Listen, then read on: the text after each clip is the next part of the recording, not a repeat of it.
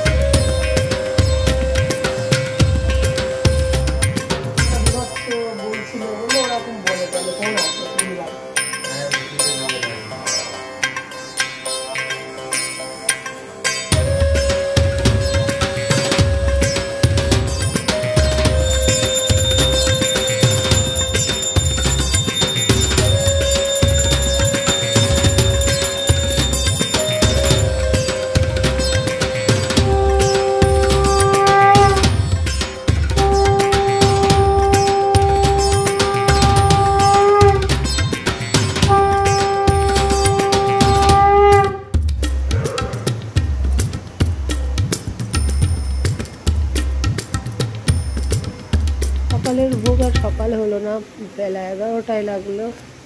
কুসুনার এই বাড়ির মা, আমি কাল থেকে খুব ভুগছিলাম, জোর করে ছেলের জন্মদিনে অংশটি করেছি তো, গপু বোঝে। তো একটু দিন একটু লেট হলো বাবা, আমার সকালবেলার দর্শনটা তো করিয়ে দিই। রাধে রাধে, হরে কৃষ্ণ।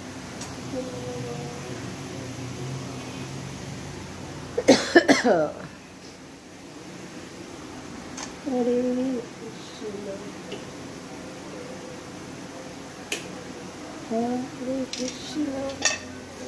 ফুটলো একদম, নাক ফুপিয়ে ফুপিয়ে, আমি তো কাজল পরি ভীষণ, তাতেও ছেলে বলছে মা এত নাকের মধ্যে হাসিটা খুব কম হয়, আমার হয়ই না প্রায়, এই যে তপতপে হয়ে যায়।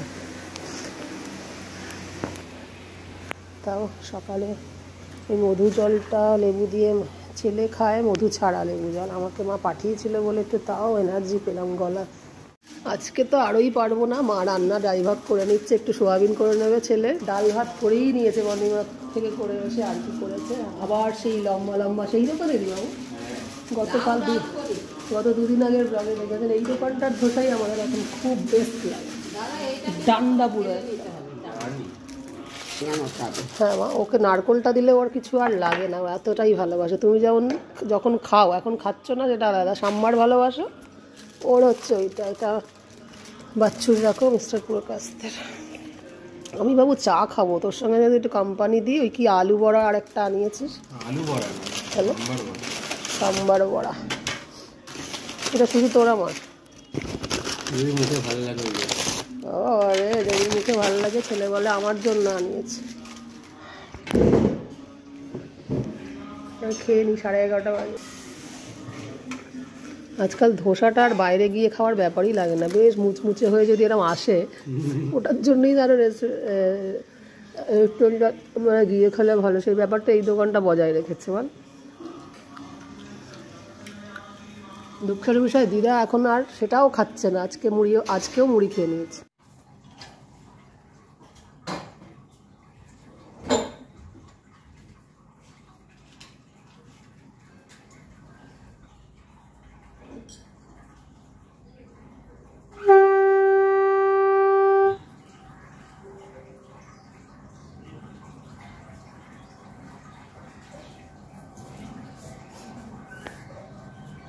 সোনার শনিবারের ভোগ সেই পাক্কা 2:30 থেকে 2:35 লাগালো।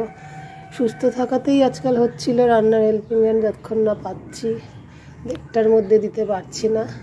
তো দর্শন হয়ে যাক দুপুরবেলা। আজকে বেশি ব্লগ করতেও পারবো না, শুধু ওই পুজোই দেখাতে পাচ্ছি।